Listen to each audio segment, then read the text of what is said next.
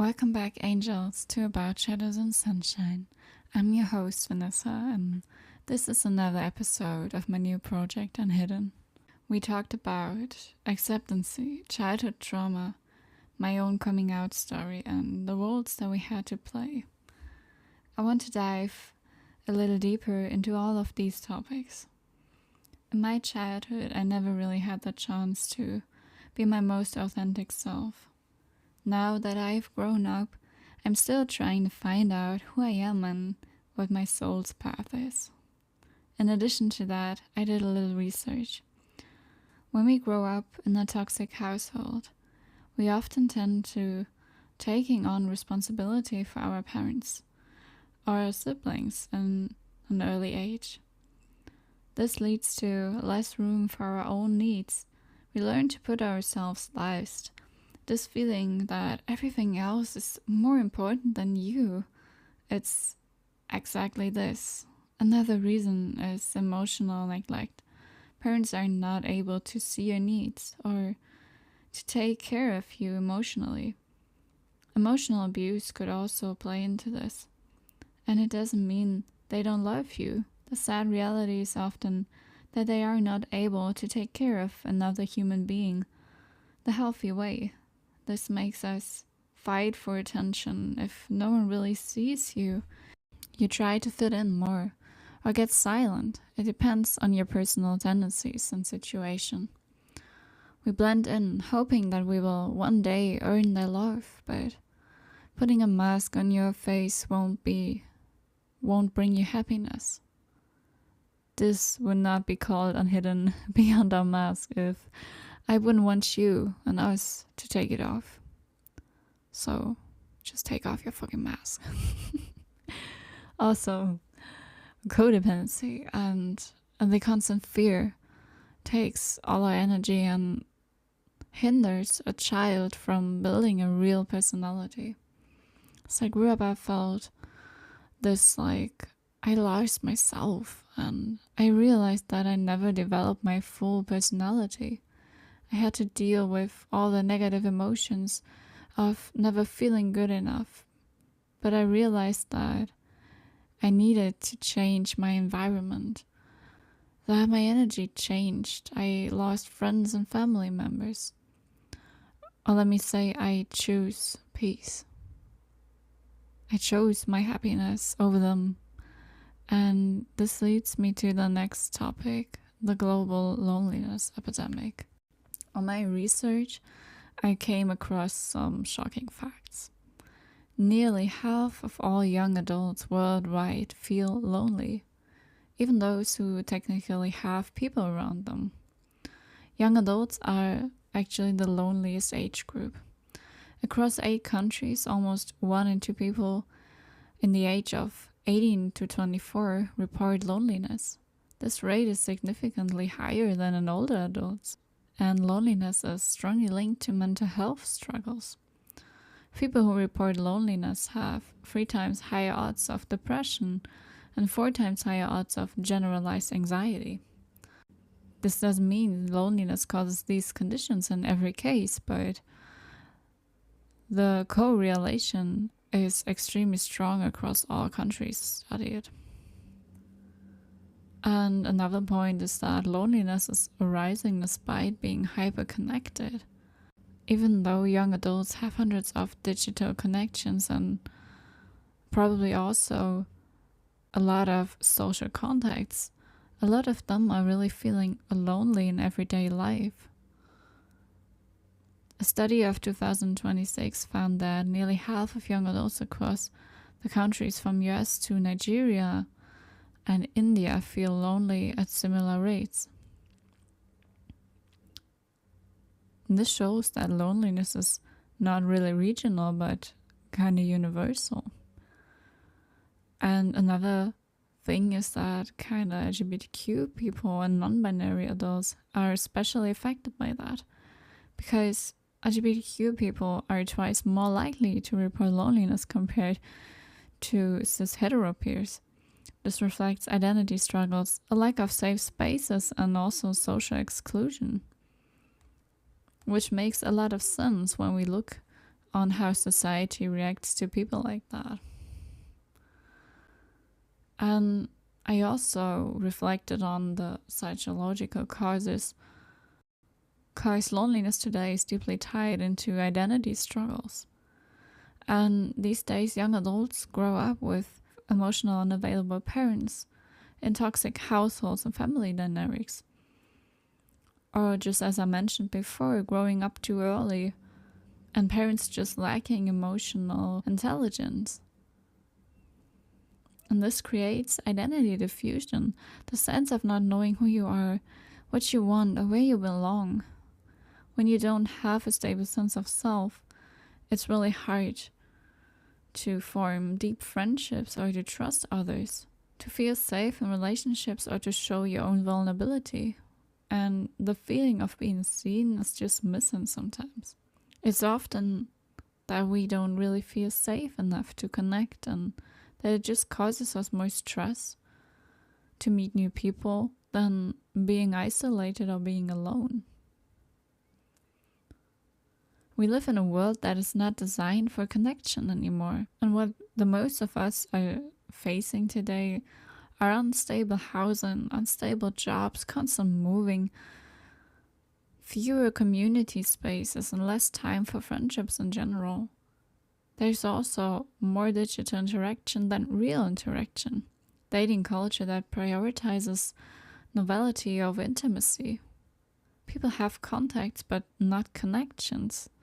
This creates a generation of people who feel replaceable, unseen, disconnected, and emotionally isolated, even when they technically have people around them. This earth kind of feels a bit of this time we are living in is just so fast, and it sometimes just feels so overstimulating. We have constant news that shows the next crisis, the next wars. We feel burned out from school or university. Anxiety is haunting us daily. We have emotional exhaustion because this feeling of stress and that everything is just so fast is not good for the nervous system. We are not made for this. The earth didn't create us to work a 9-to-5 job, to be honest. And when the nervous system is overwhelmed, the first instinct is withdrawal. People isolate not because they don't want connection, but because they don't have the emotional capacity to maintain it. This is why so many young adults say, I want friends, but I'm too tired to socialize, and I really get that. From a spiritual perspective, loneliness is a part of a collective transition. And many people feel disconnected from old identities. They detach from old belief systems, from misalignment with their environment, and they are feeling like as if we all are in some kind of a void phase. As if we're waiting for something to begin. It is like an in-between phase, and I really see that in people sometimes. Because personally, I sometimes feel like my frequency is shifting, and I am leaving the past behind, or I am seeing my potential or the future I want to manifest. But sometimes when I am out and just walking through random crowds or just see people, I feel like they are empty. As if they are just like a body, but there's no soul in them. Or just an empty soul. I don't know if you guys understand what I mean, but it just sometimes feel like people don't have a purpose anymore in their life. And I think that is so sad, because society makes that out of us.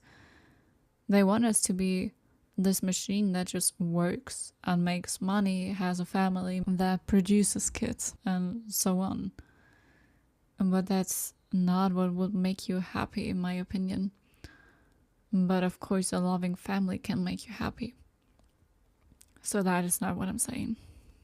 I feel like many people just have lost the side of fulfillment in life, and that some of them might just not know what their purpose is, and what is meant for them at all, because they are just so disconnected from the soul. And of course, there are so many global causes for this, because we have climate change, we have wars, political instability in so many countries, and economic pressure, also social fragmentation. And this obviously creates a collective sense of fear and uncertainty. In times like this, it is so important to be authentic and to open our hearts, to visit local communities, to be true to our chosen friends and family, and to heal ourselves, in my opinion. Because this will also higher the frequency of everything else. Another point is how deep healing and shadow work remove toxic people out of your life. In my life, I often felt like I was at the wrong place with people who weren't able to understand my differentness or my muchness, how Dove Cameron said it in an interview. I always felt unaccepted by society and people around me. Later, it became this feeling of having a higher frequency than others, or the fear of connections after bad experiences. But especially in times when we feel lonely, it's important to do the inner work and to have an open heart for positive people to enter your life again. Let the old leave and find yourself with people that feel like a calm summer day. If you have a strong base and you know what's good for you and what isn't, then you will get there. Also, thinking about the law of attraction, you will always attract people on your level. You will always attract people on your frequency. On the other hand, people with character traits that trigger sides of you that you haven't healed yet will also come up. I believe you can always recover from anything if you really love yourself. So please don't close yourself up from receiving love, kindness, or friendships from others. The good will find you if you believe in the good. I always see people search for this one special person, the one who completes their fairy tale. But in reality, they never find that person because what you're looking for can only be found on the inside. A partner cannot save you. I know Disney and all those movies are telling us that we just have to find this one person and then everything is just fine and we're healed and life is good, but that is actually not reality and that's not how it works. They can't make you feel whole or healed because that's your job.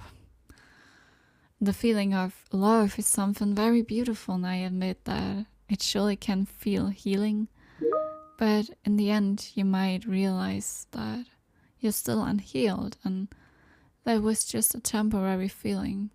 So I want you to keep this in mind when you look out for somebody, but you're actually not really feeling ready.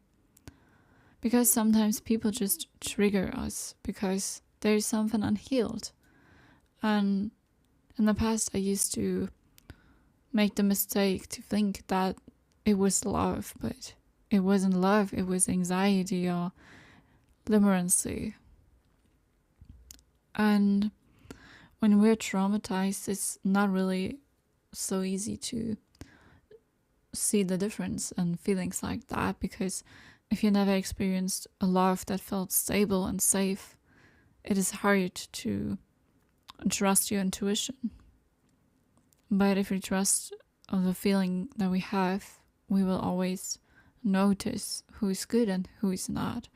And if we aren't able to notice that, the universe will definitely have its reasons why certain people come into our lives. Okay, my loves, let us talk about the twin flame experience, because this is a topic many of you might want to hear. If you don't want to hear it, that's okay. If you have no experiences with this, I don't know, if you just want to hear me talking, it's fine. Just stay here if you want to. or just skip to the end. But I wanted to share some methods about letting go or just detaching from a person that you loved a lot. So this might also be interesting for those who have no experiences with a twin flame. And in my opinion, the twin flame experience can make you feel lost sometimes. And a twin flame is something so beautiful but intense at the same time. It is a person who mirrors your soul. They feel like home or like a part of your soul. A twin flame is not always meant to be a lifelong partner. Sometimes they come into our lives to trigger parts of ourselves that we have long forgotten, or to find our soul's path and to balance the masculine and feminine energy inside of us. The most disturbing part for me was the separation phase, where obsessive thoughts came up and a non-fulfilling open ending with them. A short exercise to help with this and any type of obsessing over someone is to see yourself as a whole human being. You don't need somebody else to feel complete. When separation feels like danger, the nervous system gets activated. Withdrawal and limerancy are also a part of it sometimes. Separate them from the feeling and the need of being loved or wanted. You're feeling pulled towards a version of yourself that isn't in the 3D yet. They only activated this part in you. Sometimes we want to be at a point of ourselves that isn't there. That isn't there yet. A potential that can only be lived after doing the inner work and after important life lessons and experiences. If you notice those loops, be aware. Just be aware of them. Don't react to it. Just acknowledge them. Ground your body and mind and let the thoughts pass. I also think that root chakra exercises are a good tool for that. Also, stop checking your phone for a constant reply and keep the reminders of them limited. It's not about chasing them, but it's about you coming back to yourself. The twin flame journey is about loving yourself overall. And if you want to deepen your self-love, I wanted to make a quick reminder that I just uploaded a deep self-love meditation in the last episode. So if you're interested, just check it out. And if you haven't subscribed to the podcast yet, I would be very happy if you do that. Or if you just send it to a friend that would need these words today. And yeah, thank you for your time. Let's get back to the top. Another form of self-care is also to create new healthy obsessions for yourself. And those could be art, meditation, cooking, writing, any form of movement and self-expression. But after all, do not resist your emotions. It's feel it to heal it. Emotional processing can be a helpful tool, and you will find a lot of resources about it online. Feeling our emotions is not an easy thing, but a skill that we can learn. I always was scared to feel my emotions sometimes because they really felt heavy, and sometimes emotions can feel as if they are too much to bear. But let me be honest, it's never a waste to feel your emotions and to learn about yourself. It is never too late for that. And if we really feel our emotions, we can only heal and grow from that point. I hope you guys are doing well